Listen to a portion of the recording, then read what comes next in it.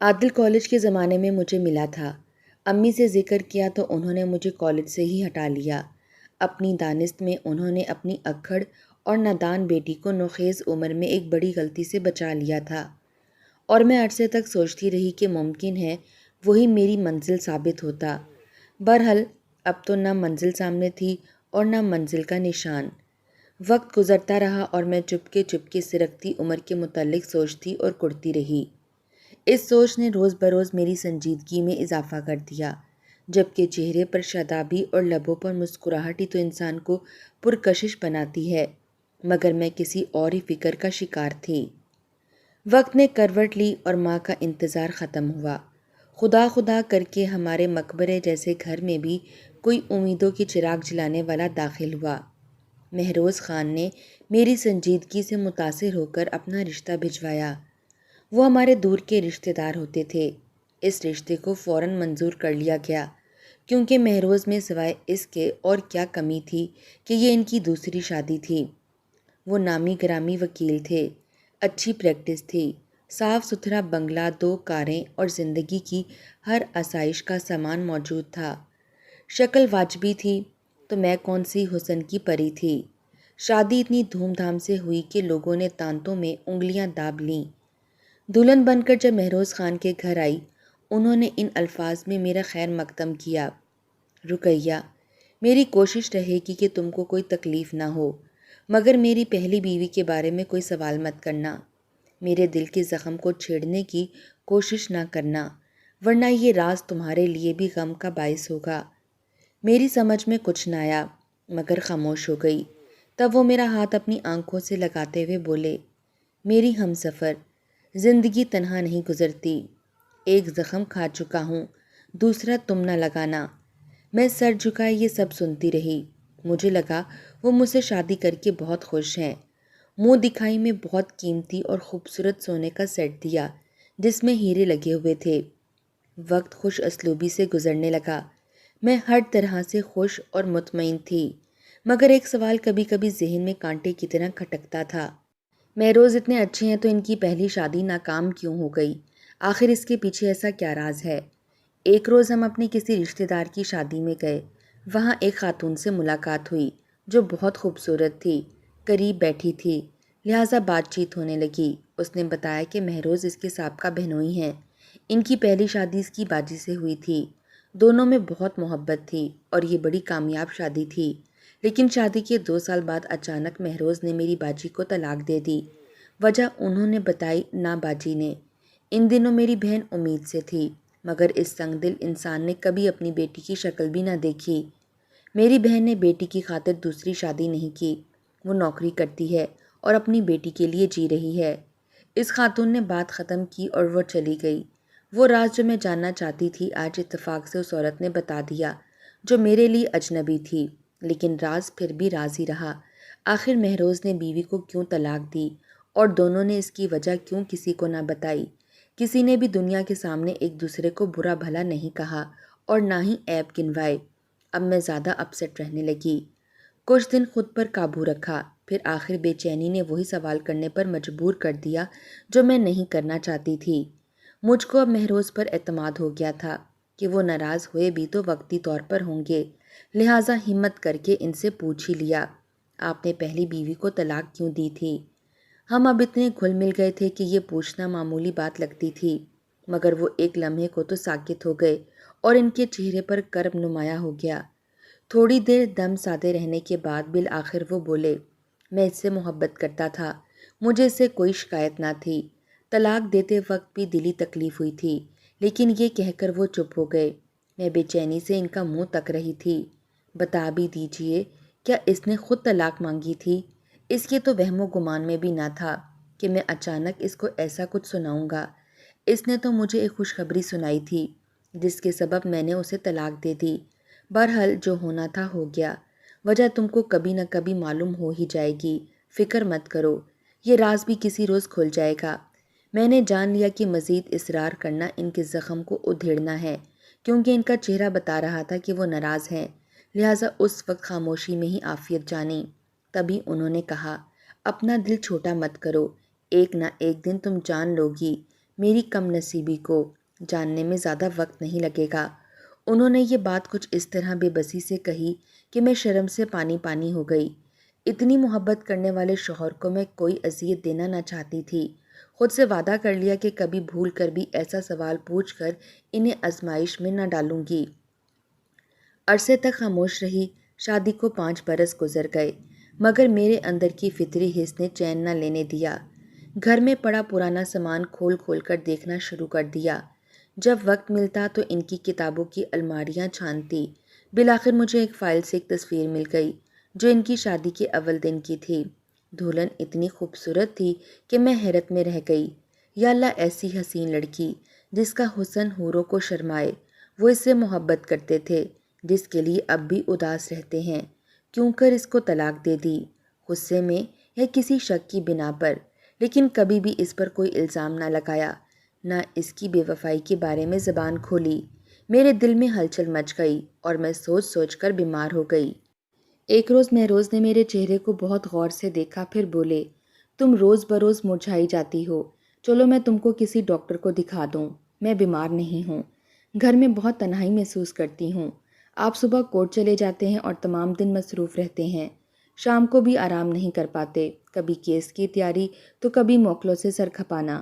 میں آپ کی منتظر رہتی ہوں، آپ کے پاس وقت نہیں، میں بات کس سے کروں؟ کہنے لگے، ایسا کرو، کچھ دن کے لیے میکے چلی جاؤ، وہاں تمہارے بہن بھائی ہیں، امی بھانجے بھتیجے ہیں، تمہارا دل لگ جائے گا، جب تک جی چاہے رہنا، پھر گھر آ جانا۔ میں نے تم کو کبھی میکے جانے سے منع نہیں کیا ہے، میرا دل نہیں کرتا اپنا گھر چھوڑ کر کہیں جاؤں، مجھے اپنے گھر سے محبت ہے، یہاں سکون ملتا ہے۔ ٹھیک ہے، وہ بولے، لیکن انسان کو کبھی کبھی بھیڑ بھاڑ میں رہنا اچھا لگتا ہے۔ تیار ہو جاؤ، میں خود تم کو امی کے پاس چھوڑ آتا ہوں۔ مہروز کے اصرار پر میں میکے آ گئی۔ امی نے بھی کہا، تم بیمار نظر آ رہی ہو، سچ بتاؤ کیا بات ہے؟ تم شوہر کے ساتھ خوش تو ہو؟ ہاں ہاں، میں ان کے ساتھ بہت خوش ہوں، وہ بہت اچھے ہیں، لیکن مجھے اب تنہائی محسوس ہونے لگی ہے۔ میں نے تو تم سے پہلے بھی کئی بار کہا ہے کہ تم کسی اچھے ڈاکٹر سے علاج کرواؤ۔ شادی کو 6 سال ہونے والے ہیں اور ابھی تک تمہاری گود ہری نہیں ہوئی ہے، تنہائی تو محسوس ہوگی۔ امی، جب میرے شوہر کو اس بارے میں فکر نہیں، پھر مجھے کیوں ہو؟ انہوں نے تو ایک بار بھی نہیں کہا کہ ہمارے ہاں اولاد کی کمی ہے، بلکہ میں نے 1-2 بار کہا تو بولے، اولاد اللہ کا مال ہوتی ہے، وہ جب چاہے دے دے، مایوس نہ رہا کرو، اللہ نے چاہا تو ہو جائے گی۔ امی خاموش ہو گئیں۔ مہروز ہر ہفتے آتے، صبح سے شام تک میرے ساتھ رہتے، کہتے، سوچا مت کرو، خوش رہا کرو، دیکھو یہاں آ کر تمہاری صحت پہلے سے کئی بہتر ہو گئی ہے۔ واقعی امی کی توجہ اور دیکھ بھال سے میں بہل گئی تھی اور اب میرا دل ان کے گھر میں لگنے لگا تھا۔ گھر آتی چند روز بعد جی چاہتا پھر سے ماں کے پاس چلی جاؤں۔ میرا دل واقعی ماں کے ٹوٹے پھوٹے مکان میں ہی بہلتا تھا۔ مجھے اب بنگلہ، کاریں، ملازمین سب برے لگتے، کیونکہ مہروز کی مصروفیت اور تنہائی کلیجہ کھانے لگتی۔ یہ بات انہوں نے بھی محسوس کر لی تھی، اس لیے وہ خود مجھے امی کے پاس چھوڑ جاتے اور کبھی کوئی روک ٹوک نہ کرتے، نہ بدظن ہوتے، بلکہ ان کی محبت میں اضافہ ہی ہوتا جاتا تھا۔ میں بھی ان سے محبت کرتی تھی، مگر اب میرا دل ان کے ساتھ خوش نہ ہوتا تھا، کیونکہ ان کی خاموشی نے مجھے ڈس لیا تھا۔ جن دنوں میں اس الجھن میں گرفتار تھی، امی مجھے ایک لیڈی ڈاکٹر کے پاس لے گئیں۔ اس نے کچھ دوائیاں دیں اور کہا کہ آپ شاید سوچتی بہت ہیں، کسی بات کی ٹینشن نہ لیا کریں اور خوش رہا کریں، آپ صحت مند ہیں اور انشاءاللہ اولاد بھی ضرور ہوگی۔ 1 ماہ بعد امی نے اصرار کیا کہ میں پھر سے ڈاکٹر کے پاس جاؤں اور علاج پورا کرواؤں تاکہ کوئی کمی بیشی نہ رہے۔ جس روز ہم نے ڈاکٹر سے اپوائنٹمنٹ لیا تھا، اس دن امی کی طبیعت ناساز ہو گئی۔ وہ بولیں، بہن کو فون کر کے بلوا لو اور اس کے ساتھ چلی جاؤ۔ بہن کو فون کیا تو وہ بولیں، تمہارے بہنوئی کے مہمان آنے والے ہیں، میں نہیں آ سکتی، تم یہیں آ جاؤ، فارغ ہو کر ساتھ چلی جاؤں گی۔ میں ان کے گھر جا پہنچی اور دعوت کا کھانا بنوانے میں مدد کی اور بہن کے ساتھ کھانے کی میز لگا دی۔ جب بہنوئی صاحب اور ان کے مہمان نے کھانا کھا لیا اور ڈرائنگ روم میں چلے گئے، جب میں نے بہن سے کہا کہ بھائی صاحب کے مہمان تو ابھی بیٹھے ہیں، جانے کب جائیں، ڈاکٹر کے پاس جانے کا وقت ہوا چلا ہے۔ اس دن میں ڈاکٹر کی طرف جانا نہیں چاہتی تھی، مگر اماں کے ڈر سے جانا تھا۔ بہن تیار ہونے لگی، اتنے میں بہنوئی اندر آئے تو انہیں ہم نے ہسپتال جانے کا بتایا تو کہنے لگے، میرا دوست عادل ادھر ہی جا رہا ہے، وہ تم کو کلینک پر ڈراپ کر دے گا۔ بہن تیار ہوئیں، انہوں نے برقع لیا اور میں نے چادر اوڑھ لی۔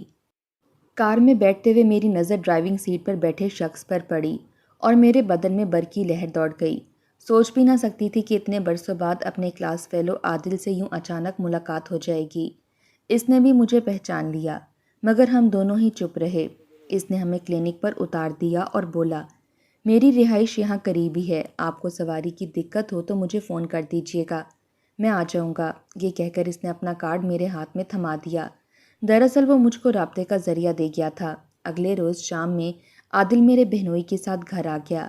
امی کے تو وہم و گمان میں بھی نہ تھا کہ یہ وہی میرا کلاس فیلو ہے جس نے مجھ سے شادی کی خاطر میری والدہ سے ملنے کی خواہش کی تھی، اور جب میں نے امی سے کہا تو انہوں نے مجھے کالج سے ہی ہٹا لیا تھا۔ امی کے ذہن سے اب تو اس کا نام تک ختم ہو چکا تھا، لیکن وہ مجھے نہ بھولا تھا۔ جب اسے پتہ چلا کہ میں اس کے دوست ارشد کی سالی ہوں تو بہنوئی کے ذریعے سے اس نے میرے بھائی سبحان کو دوست بنا لیا۔ ان دنوں بھائی نوکری کی تلاش میں تھے، نوکری نہ ملی تو دبئی جانے کا خیال ظاہر کیا۔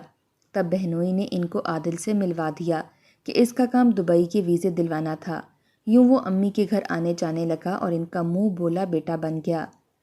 بھائی سبحان تو دبئی چلا گیا، مگر عادل نے ہمارے گھر میں پنجے گاڑ لیے۔ امی سے کہا کہ میں تو دبئی میں ہوتا ہوں، وقتاً فوقتاً یہاں آنا جانا رہتا ہے، کبھی کبھی ہوٹل میں اور کبھی کسی دوست کے پاس ٹھہر جاتا ہوں۔ اس پر میری ماں نے کہا، بیٹا تم یہاں رہ لیا کرو، کہیں اور ٹھہرنے کی کیا ضرورت ہے۔ دراصل امی چھوٹے بیٹے کے لیے بھی دبئی کی ویزے کی توقع کر رہی تھیں، اور سبحان بھائی کی وجہ سے بھی عادل کی احسان مند تھیں۔ مجھے اپنے شوہر مہروز خان سے محبت تھی، میں بے وفائی کو گناہ سمجھتی تھی، اور عادل نے بھی ایسا کوئی اشارہ نہ دیا تھا جس سے مجھے گمان ہوتا کہ وہ ماضی کے رشتے کو پھر سے استوار کرنا چاہتا ہے۔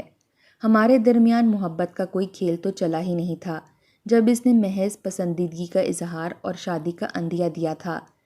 میں نے امی کو بتایا تو انہوں نے اس بات کو کسی اور رنگ میں لیا اور خوفزدہ ہو کر مجھے کالج ہی نہ جانے دیا۔ بس اتنی سی کہانی تھی جو ختم ہو گئی۔ وہ امی کے پاس آتا تو مجھ سے بھی باتیں کرتا، نہیں معلوم کہ اس کے دل میں کیا تھا۔ اس نے امی کو بتایا تھا کہ اس کی شادی دبئی میں ایک عربی کی بیٹی سے ہوئی تھی، لیکن کچھ ماہ بعد طلاق ہو گئی۔ میں اس کے سوا کوئی اور بات اس کے بارے میں نہ جان سکی اور نہ ہی جاننے کا تجسس تھا، کیونکہ مجھے اس سے اب کوئی لینا دینا نہیں تھا۔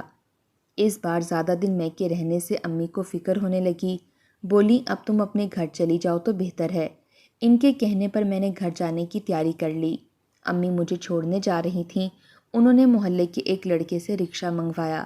اسی وقت عادل آ گیا اور بولا، ماں رکشہ کیوں؟ کیا آپ مجھے غیر سمجھتی ہیں؟ میں آپ کو چھوڑ آتا ہوں، گاڑی ہے میرے پاس۔ میں نے منع کرنا چاہا تو بولا، رقیہ آپ کی والدہ دل کی مریضہ ہیں، رکشے میں ان کو تکلیف ہوگی، میں آپ لوگوں کو پہنچا دوں گا، اس میں کیا قباحت ہے۔ اس نے کچھ اس طرح سے کہا کہ میں خاموش ہو گئی اور اس نے ہمیں ہمارے گھر کے دروازے پر پہنچا دیا۔ امی مجھے گیٹ پر چھوڑ کر عادل کے ہمراہ واپس لوٹ گئیں۔ مہروز کورٹ گئے ہوئے تھے، شام کو آئے تو مجھے دیکھ کر بہت خوش ہوئے۔ بولے، میں کچھ دنوں سے ایک کیس کی پیروی میں الجھا ہوا تھا، سوچا تھا کہ اتوار کو لینے چلا جاؤں گا، لیکن تم خود آ گئی، یہ بہت اچھا ہو گیا ہے۔ کیا رکشے پر آئی ہو؟ نہیں، امی خود چھوڑ گئی ہیں، دراصل ان کی طبیعت ٹھیک نہ تھی، اس لیے وہ رکی نہیں، ہم رکشے پر نہیں آئے۔ ارشد بھائی کے ایک دوست امی کی طبیعت پوچھنے آ گئے تھے، انہوں نے ہی ہمیں اپنی گاڑی میں ڈراپ کیا ہے۔ اس بات کا مہروز نے کوئی نوٹس نہ لیا، بلکہ کہا کہ آنٹی کی طبیعت خراب تھی، اچھا ہے کہ تم لوگ گاڑی میں آئے۔ مہروز میں یہ خوبی بہت بڑی تھی، وہ کسی کے بارے میں غلط نہیں سوچتے تھے، مجھ پر کبھی بھی کوئی پابندی نہیں لگائی۔ وہ کافی عرصہ ہمارے محلے میں رہ چکے تھے اور امی پر بھی انہیں پورا بھروسہ تھا۔ مجھے گھر آئے ہفتہ ہوا ہوگا کہ اچانک عادل کا فون آ گیا، رقیہ سبحان نے دبئی سے کچھ سامان بھجوایا ہے۔ میرا دوست جو پاکستان آ رہا تھا وہ سامان دینے آنٹی کے پاس گیا تھا۔ وہ سبحان کا خط اور اس کا بھیجا ہوا سامان دیکھ کر بہت خوش تھیں کہ اچانک ان کی طبیعت خراب ہو گئی اور ان کو ہسپتال داخل کرانا پڑا۔ میں صبح سے ان کے پاس ہوں، اگر آنا چاہو تو ابھی آ جاؤ، میں تم کو لینے آ جاتا ہوں۔ میں نے فون بند کر کے مہروز کو کال کی۔ وہ بولے، میں کورٹ سے فارغ ہو کر تم کو فون کرتا ہوں، تم چاہو تو ابھی ہسپتال چلی جاؤ، ممکن ہے تمہاری والدہ کو اس وقت تمہاری ضرورت ہو۔ میں نے فون رکھا تو پھر سے گھنٹی بجنے لگی۔ یہ عادل کا فون تھا، کہنے لگا، رقیہ دیر نہ کرو، میں صاف بات بتا دوں، تمہاری والدہ کو اٹیک ہوا ہے، تم فوراً آ جاؤ۔ میں کیسے آؤں؟ مجھے نہیں پتہ یہ ہسپتال کہاں ہے۔ میں نے کہا نا کہ آ کر لے جاتا ہوں۔ اس نے میرا گھر تو دیکھا ہوا تھا۔ وہ 15 منٹ میں پہنچ گیا۔ امی ہسپتال میں داخل تھیں لیکن ان کی حالت سنبھلی ہوئی تھی۔ ان کی حالت تشویشناک نہیں تھی۔ جب انہوں نے مجھ سے اچھی طرح سے باتیں کی تو مجھے اطمینان ہو گیا۔ مہروز کو فون کر کے بتایا کہ امی کی حالت اب اطمینان بخش ہے، آپ کام چھوڑ کر مت آئیے، شام کو گھر آئیں گے تو میں آپ کے ساتھ دوبارہ ہسپتال آ جاؤں گی۔ اب عروج آ گئی ہے اور میں گھر واپس آ رہی ہوں، جیسے تمہاری مرضی۔ یہ کہہ کر انہوں نے فون کاٹ دیا۔ مجھے عادل نے گھر ڈراپ کیا اور اپنی رہائش گاہ پر چلا گیا۔ رات کو میں دوبارہ مہروز کے ساتھ ہسپتال آئی۔ تھوڑی دیر ٹھہرنے کے بعد وہ امی کے پاس چھوڑ کر چلے گئے۔ رات میں نے ماں کے پاس جا کر گزاری۔ اگلی صبح مہروز کی اہم پیشی تھی، انہیں لازماً عدالت جانا تھا، لہٰذا وہ کورٹ چلے گئے اور مجھے وہاں سے فون کر دیا کہ تم گھر آ جانا، فی الحال میں مصروف ہوں۔ اب میں گھر جانے کی سوچ ہی رہی تھی کہ عادل آ گیا۔ امی کی خیریت پوچھی، پھر مجھ سے کہا کہ اگر تم کو گھر جانا ہو تو تمہیں ڈراپ کرتا جاؤں گا۔ یوں میں اس کی گاڑی میں بیٹھ گئی، امی کے بارے میں سوچتی جا رہی تھی اور آنکھیں بند ہوئی جا رہی تھیں۔ نیند سے جھپکی آ گئی تھی۔ گاڑی رکی، آنکھ کھلی تو دیکھا یہ میرے گھر کا گیٹ نہیں تھا۔ عادل بولا، رقیہ سوری، مجھے یہاں سے اپنا پاسپورٹ اٹھانا ہے، تمہیں زحمت تو ہوگی، میں اندر جا کر پاسپورٹ اٹھا لوں؟ کوئی بات نہیں، میں گاڑی میں بیٹھی ہوں، تم 2 منٹ کے لیے اتر آؤ، دراصل یہ گاڑی میرے دوست کی ہے، گیراج میں دوسری گاڑی ہے، اس میں بیٹھو، میں تب تک پاسپورٹ لے آؤں۔ میں بلا جھجک اس گاڑی سے اتر گئی تھی۔ گیٹ کھلا اور ایک شخص باہر نکلا۔ عادل نے کہا، ڈرائیور یہ گاڑی شفیع کو دے آؤ۔ گیٹ کھلا تھا، گیراج میں گاڑی کھڑی نظر آ رہی تھی۔ عادل نے مجھ سے کہا کہ مجھے پاسپورٹ نہیں مل رہا، جب تک تم چائے پی لو۔ میں نے کمرے میں جھانکا، وہ الماری میں رکھی چیزیں ٹٹول رہا تھا اور میز پر گرما گرم چائے کی پیالی دھری تھی۔ میں تھکن اور نیند سے بے حال صوفے پر بیٹھ گئی اور پیالی اٹھا کر چائے پینے لگی۔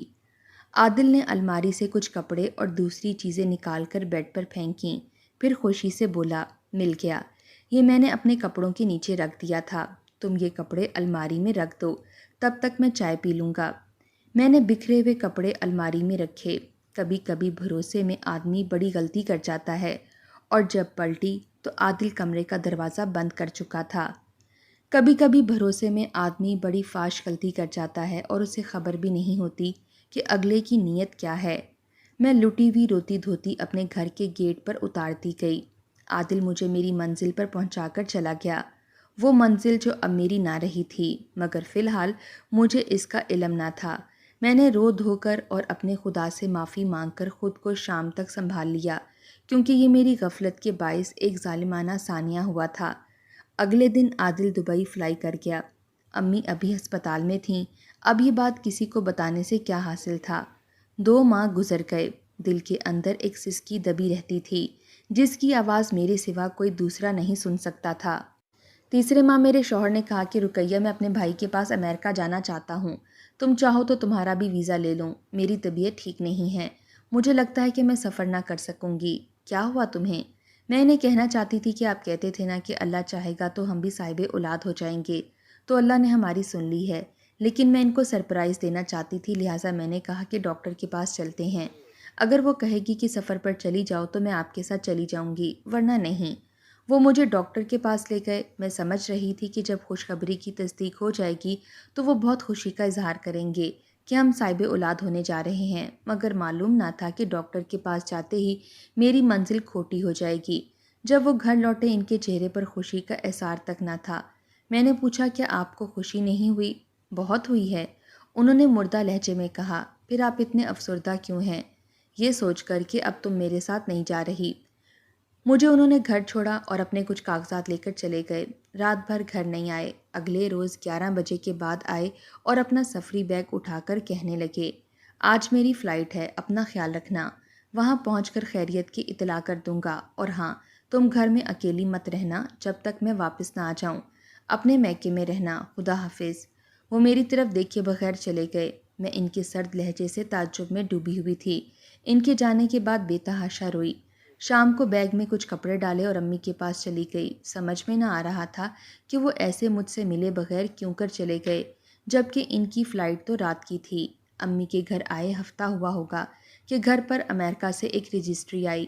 خوشی سے کمرے میں آ کر کھولا تو کچھ کاغذات تھے اور ایک خط جو مہروز کی طرف سے تھا۔ لکھا تھا، ڈیئر رقیہ، تم کو بہت چاہ تھی یہ راز جاننے کی کہ میں نے اپنی پہلی بیوی کو طلاق کیوں دی تھی، اور میں نے تم کو کہا تھا کہ جلدی مت کرو، ایک نہ ایک دن تم ضرور جان ہی لوگی۔ تو تم نے جان لیا ہوگا کہ میں نے اسے کیوں طلاق دی تھی، سو تم کو طلاق دینے کی بھی وہی وجہ ہے۔ تم سمجھدار ہو، امید ہے تم نے سمجھ لیا ہوگا کہ میں باپ بننے کے لائق نہیں۔ یہ میرے راز کی بات ہی تیری وفا کا امتحان تھا۔ یہ خط پڑھ کر میرے پیروں تلے سے زمین نکل گئی۔ سمجھ گئی کہ دینا نے ان کے ساتھ بے وفائی کی تھی، لیکن میں نے بے وفائی نہیں کی تھی۔ میرے ساتھ تو دھوکا ہوا تھا، اور میں نے یہ سوچ کر اس پر پردہ پوشی کی تھی کہ خدا معاف کرنے والا ہے۔ آئندہ تو میں ایسا کچھ کرنے نہیں جا رہی۔ جو ہوا ایک بدقسمت حادثہ ہی تھا، سو چپ میں عافیت جان کر میں نے جس بات کی پردہ پوشی کی وہی چپ میرا گھر بار اور زندگی کی سب خوشیاں بہا لے گئی، کیونکہ میرے شوہر کی چپ میں بھی راز تھا۔ وہ جانتے تھے کہ وہ صاحب اولاد نہیں ہو سکتے، لہٰذا اب میں انہیں اپنے بے قصور ہونے پر قائل نہیں کر سکتی تھی۔ عادل پھر کبھی نہ آیا، اور شوہر کو کھو دینے کے بعد ہر خوشی مجھ سے روٹھ گئی۔ میں بیوہ ماں کے سینے کا ایسا بوجھ بن گئی کہ جس کو میری بیٹی کی پیدائش نے دگنا کر دیا، اور مجھے بھی ویسے ہی چپ سادھ کر زندگی گزارنی تھی جیسا کہ مہروز کی پہلی بیوی دینا نے گزاری ہوگی۔